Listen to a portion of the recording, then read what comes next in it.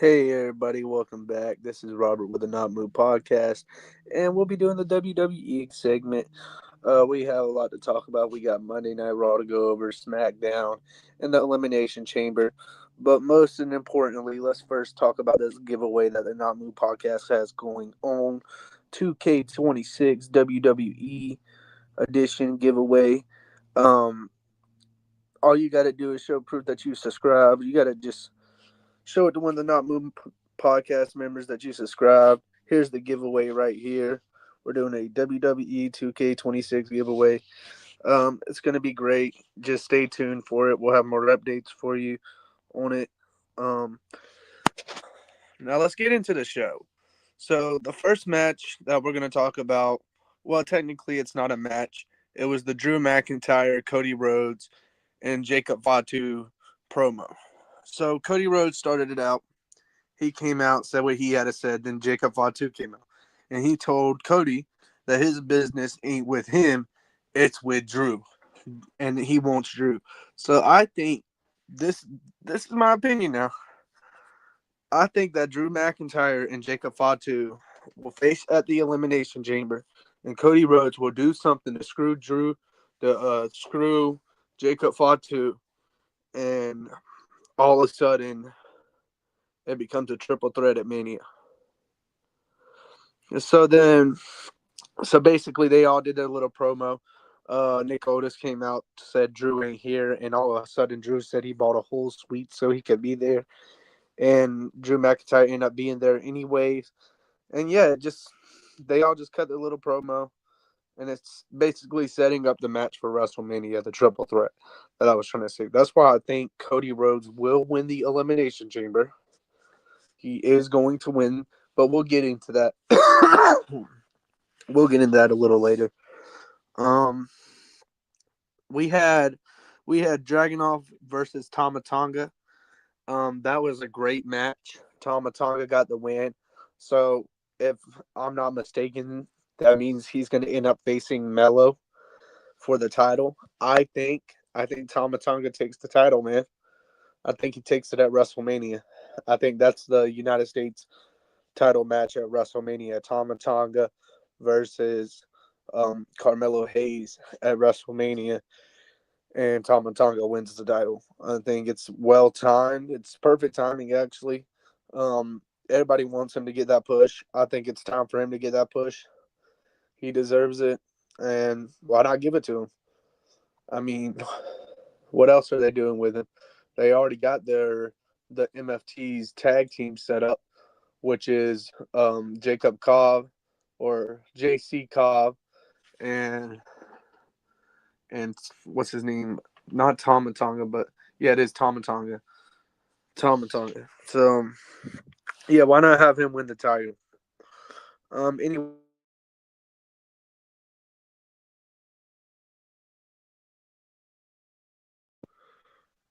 can y'all hear me? Okay. The Y6 decided to call out Solo Sokoa, and Uncle Howie basically told him he's going to be down in that ring next Friday, this Friday coming up, and he just wants Solo. That's it. He's not coming with his family. He says Solo uses his family as a crutch, which technically Solo does. I mean, if you really look at it, his whole family's better than him. I mean, they got the tag titles, and then Tama Tonga is about to win the United States title. What is Solo doing? Just moving around, nothing, doing nothing exactly. I mean, what's going to stop Solo from turning on? What's going to stop Solo from turning on Tama Tonga?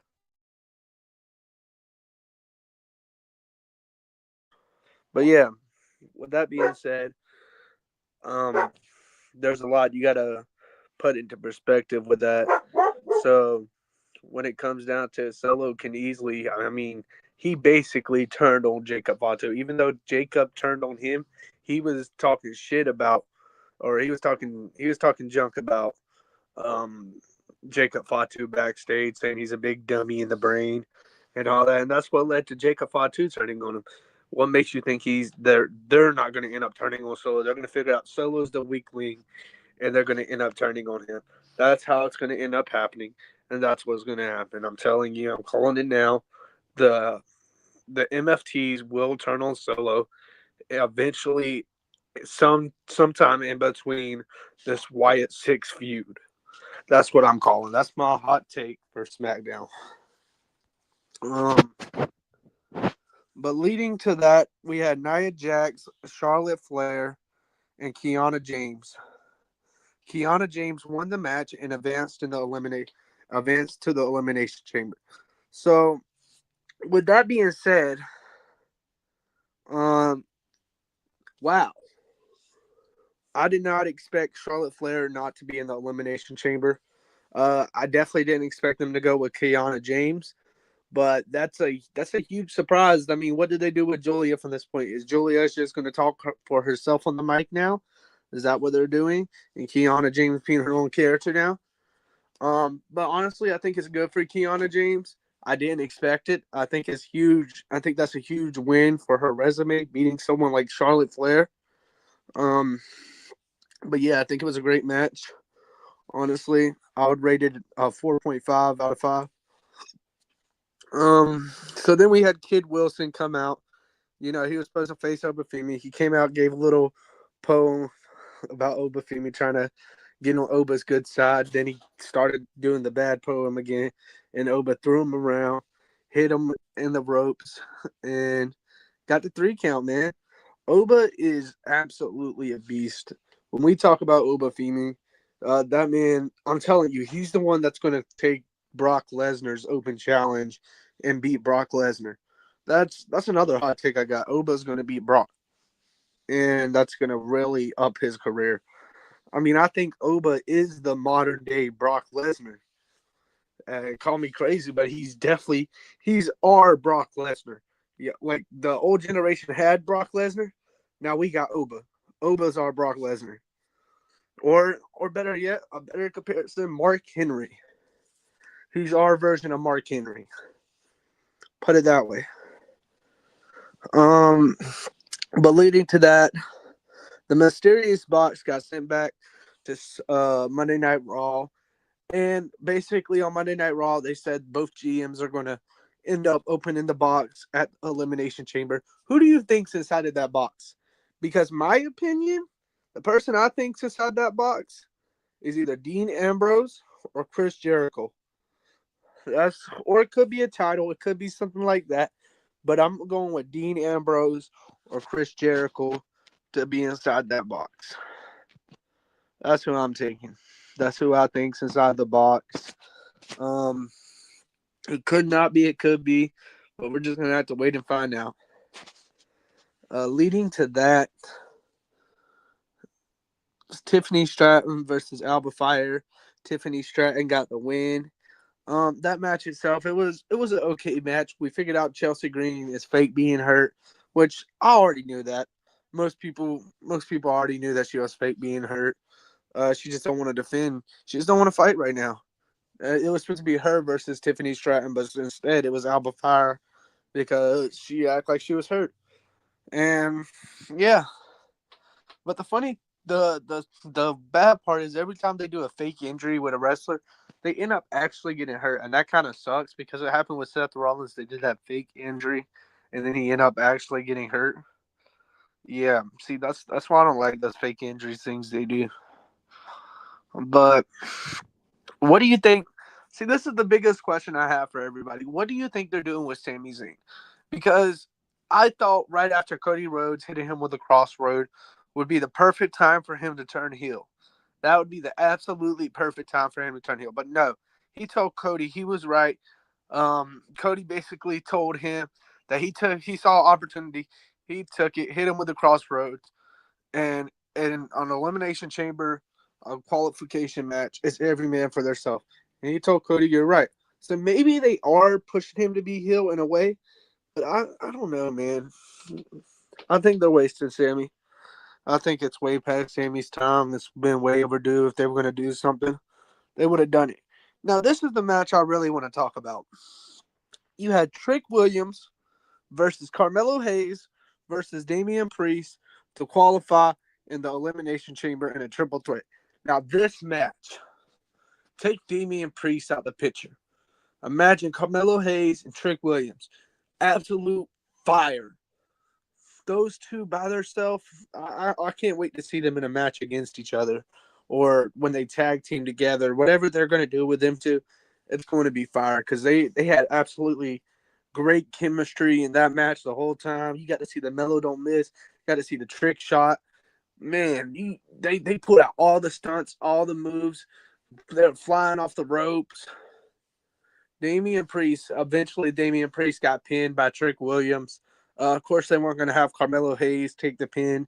He is a champion, and it makes sense to have, which that could lead to a feud in the future. But like, I didn't get pinned by you, and then something happens, they end up feuding with each other. I don't know. I'm just talking right now, but I think eventually we'll get a Carmelo Hayes and Trick Williams feud.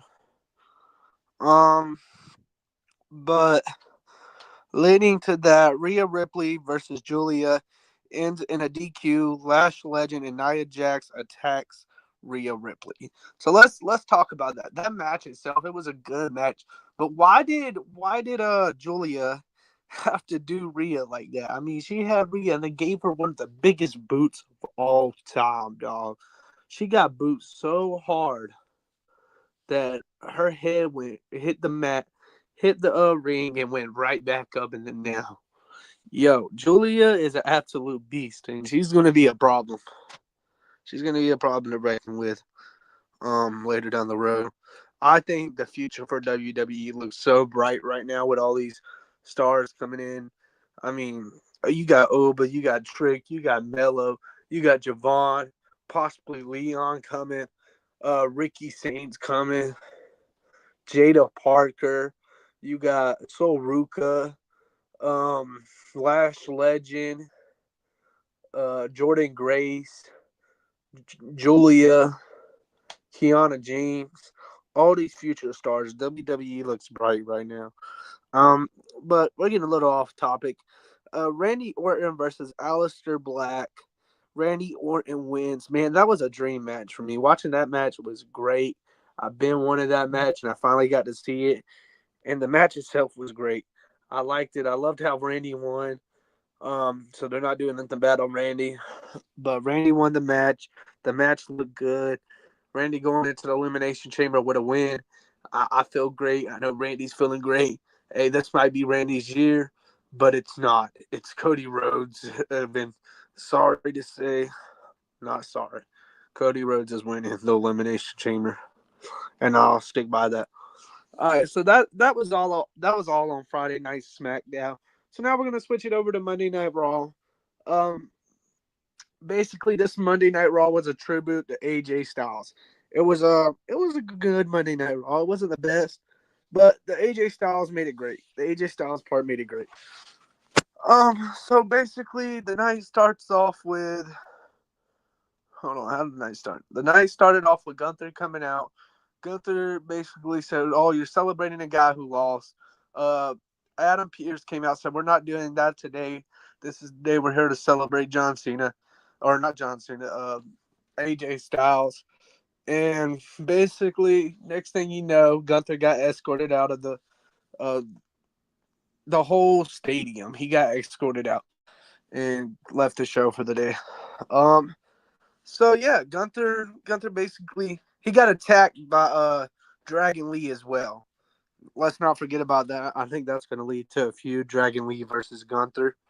I think it's going to be a good little feud right there. But I know Gunther's going to absolutely demolish Dragon Lee. Um, so we're going to talk about a couple matches on Monday Night Raw because some of them were boring. We're just going to talk about a couple of them. So the second match that I want to talk to you about is let's talk about the Maxine Dupree versus Natty. Maxine Dupree versus Natty, right? Maxine Dupree, it didn't even last for 2 minutes. Maxine Dupree got injured, and unfortunately that's sad, but she legit got knocked out. She hit the ring post and got knocked out. And I don't know if she's really injured or if that was just part of the show, but I don't think they would have ended the match that fast. I think she really got injured, and Maxine is out. And unfortunately sucks because Maxine was officially taken off and it was looking good for her. It was looking like everything was going up from here. And now, unfortunately, Maxine ain't here. Well, not saying she ain't here, but she's probably injured and won't be on the show for a couple weeks. So, yeah, that leaves me with the Becky Lynch promo. She came out, gave her little promo, telling AJ Lee that she's the best in the world. It's not her just saying that, it's Sports Illustrating and other people saying it. And basically told AJ Lee, how do you expect to beat me when you haven't wrestled in 10 years and you're going against the best in the world? And yeah, but I still think AJ Lee gets the win. But when we talk about the Elimination Chamber, we'll get to that. So then on the feud between, so then we had the triple threat, right? We had Jay Uso. No, Cody Rhodes came out first, and then the Vision came out with Paul Heyman, and they said once Bronson Reed wins this match, he's going to take over SmackDown, and the Vision's going to be running Raw and SmackDown, right? So I think the original plans was for Bronson Reed to qualify for this, but see, the problem is when it came down to it, Cody said, yeah, somebody's going to have something to say about it, and Jay Uso's music came on. So we have Bronson Reed, Jay Uso, and El Grande Americano to advance in the Elimination Chamber. In that match, Bronson Reed actually got hurt. I think he popped a tendon or something in his arm, and yeah, he had to get escorted out. He got really bad hurt, and Jay Uso ends up winning the match. Jay Uso hits El Grande Americano with a spear, and then hits him with a Uso splash, and Jay Uso qualifies for the Elimination Chamber. So that actually leads to the AJ Styles thing, man. Let's talk about AJ Styles because he didn't put his gloves down, right? He didn't put his gloves down on Saturday night's main event. And we talked about that a little on the podcast. Me, Zip, Timbo, talking about how he didn't put his gloves down and how he would go somewhere else. But unfortunately, that's not true. Unfortunately, he was just waiting till he went back home to Atlanta, Georgia, and they did the tribute. Because during the tribute, he said, now I heard a lot of y'all had questions about why I didn't put my gloves down. He said, I didn't put my gloves down because I wasn't home yet. And then when he got back to Atlanta and they did the tribute for him, he officially put his gloves down and retired. And everybody came out, and every superstar was out there. Everyone that AJ Styles wrestled with from TNA, not everyone, but people from TNA, New Japan, WWE, everywhere that he wrestled was there. His tag team partners, everyone. Shinsuke, the Tongaloas, every last single one of them. And then the Undertaker's music came on after AJ Styles gave his promo saying why that he's going to become a full-time father and everything. After he gave his promo and everything, he's saying goodbye to us. The Undertaker came out and said that AJ Styles is a 2026 abduction.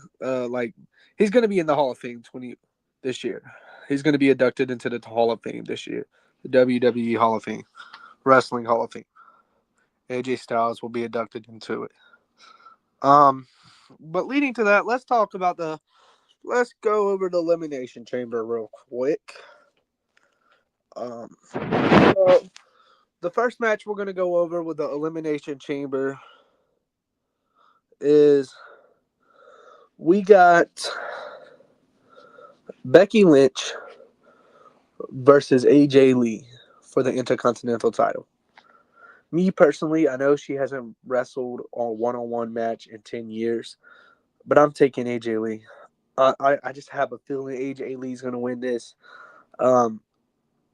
And it's just going to push that title even more with people like Becky Lynch already holding it. Now you got AJ Lee holding the title. Yeah, it's just going to make that title even more better. So, I mean, that's my take. I'm taking AJ Lee to win it. I think she hits Becky Lynch with the scissors and she wins the match. The next match we're going to go over is CM Punk versus Finn Balor for the for the what's it called side? The World Heavyweight Championship. I'm taking CM Punk. It wouldn't make sense for Finn Balor to win it. I think this is just a match because it's in Chicago and it's the Elimination Chamber, and that title had to be on the line. And I think that's what they're doing. And yeah, so I'm taking CM Punk. I don't think Finn Balor even stands a chance. I think they're going to make it a good match, but I don't think Finn Balor stands a chance. Leading to that, we're going to talk about a match that could happen, but ain't official yet. Jacob Fatu versus Drew McIntyre. If this comes official, I'm taking Drew McIntyre, and then it leads to a triple threat at WrestleMania. And Jacob Fatu wins the title at WrestleMania. That's my hot take. But we got 2 more matches to talk about, and then we're going to wrap this up. Let's talk about the Elimination Chambers matches. Let's go over the women's real quick.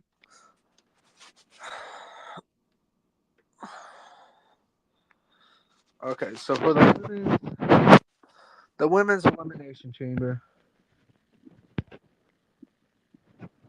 you have. So this is our women's Elimination Chamber, okay?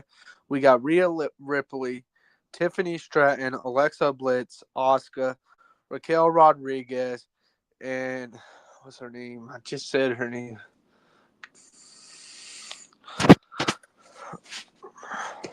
Hold on, y'all.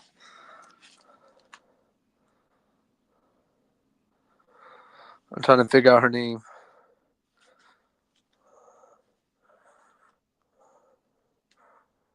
Kiana James.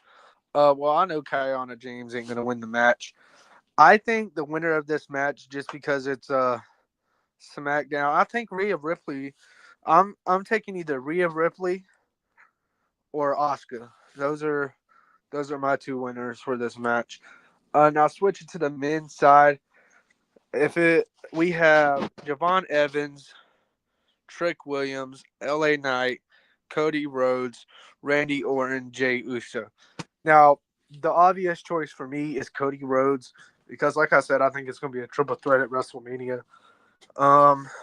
So yeah, I'm taking Cody Rhodes for that one. If Cody Rhodes don't win it, I would like to see Randy Orton win it. And yeah, those are my picks for Elimination Chamber, and that is the Not Move Podcast picks for Elimination Chamber. Besides that, like I said, we got the WWE 2K26 giveaway coming up.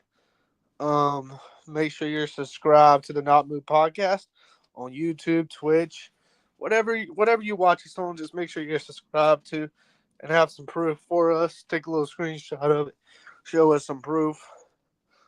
Shout out to all of our sponsors: W Energy Drink, BetUS, every sponsor that we have, and check out the Not Move Podcast shop. Use code, I think it's code Not Move. It saves you 5%, I'm pretty sure. And besides that, this is Robert with the Not Move Podcast, and Not Move out.